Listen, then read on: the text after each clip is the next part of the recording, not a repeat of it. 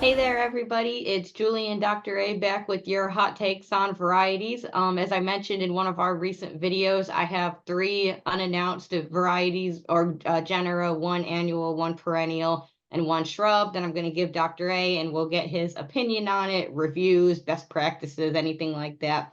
So the first one I wanted to give you was Gerbera. Well, this is great fun to do. We used to call this stump the chump, and just see see what everybody knows out there.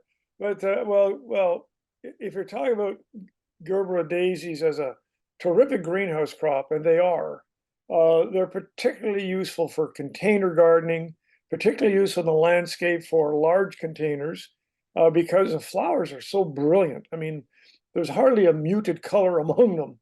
Mhm. So as far as a greenhouse practice, I assume they're getting in plugged or some propagule, and they're fairly easy to grow. They don't want a lot of heat, and they don't, they do well with cool temperatures. But as far as a landscape plant, I think it's terrific, and actually will come back. It's an annual for sure, but landscapers and growers in southern areas might find he's coming back, but not very quickly.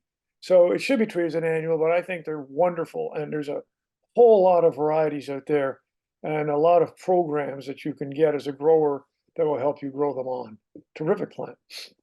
I've seen a lot of them too as a gift plant that you Yep. buy. It's like a little grocery store, and I found they're useful for those too. Like you said, they're very vibrant and bold, Yep. and I think people like to open up a little gift like that. Well, the thing about that is houseplant, are flowering houseplants. I mean, there's orchids everywhere these days, but there's not a whole lot of things out there that other than, a few mums and stuff. So I love when I see those Gerberas on the grocery shelf, so to speak, or wherever it happens to be, because you can't help walk by them without turning around and saying, "Wow, those are really, really, they're real pretty." So yeah, I think there's a lot of market for a Gerbera daisy. Absolutely. Hmm. As for perennials, what are your thoughts on Coreopsis? Whoa. Well, again, if you are going to grow or use or garden with perennials, Coreopsis is probably one of your top five choices. And I say that for a lot of reasons. First of all, there's a lot of good breeding been done on Coreopsis.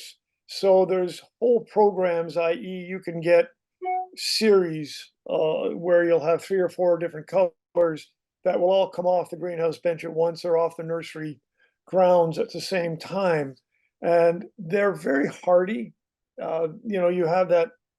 First of all, most of them are native to this country. They're hardy, they're pollinators.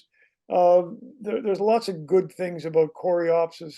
They take full sun, they do poorly in shade. And again, it's one of those plants that you landscapers enjoy because they're a fairly reliable perennial.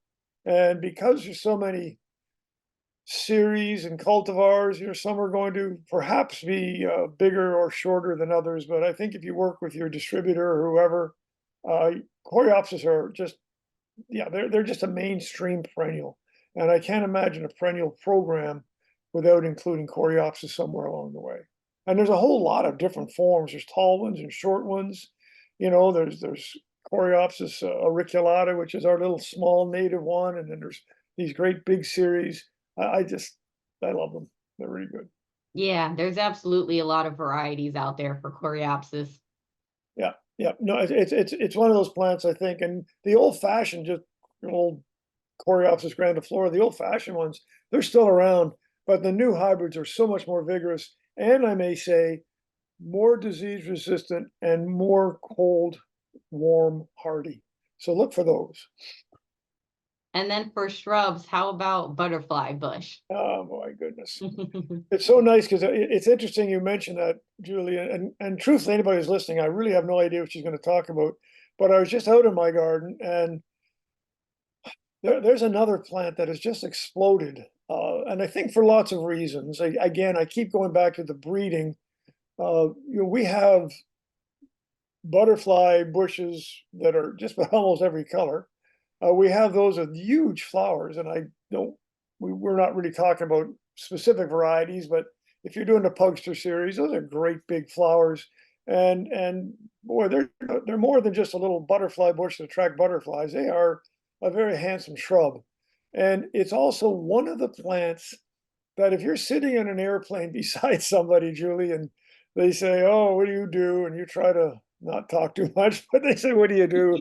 and you say you're a horticulturist or whatever, and it's one of the few plants that just about anybody knows, like butterfly bush. They've actually heard of it. And so when you can say the butterfly bush, and again, the whole pollinator thing that everybody's after, butterfly bush is pretty good. And, they're reasonably cold hardy. They're not going to 3 or anything, but they're reasonably cold hardy. And there's variegated forms, there's dwarf forms. I mean, there's forms that are no more than, gosh, 8 inches tall. And then there's shrubs that'll get, 2, 3 feet tall. So a ton of variety in Buddleia or butterfly bush, and everybody knows what they are. I've noticed that too with Buddleia. There are so many genera that we can talk about working in horticulture, but if you're talking to another, member of the public, they don't always know what we're talking about. But Buddleia definitely has that. It's amazing, yeah. There was sort of like roses, and somebody knew, of course, what roses were, and then they do butterfly bushes. Well, that's cool. And Yeah, it is cool. All right. Well, I think that's all for today, but stay tuned for another video soon. Thanks, guys. thank you, everybody. This is just too much fun.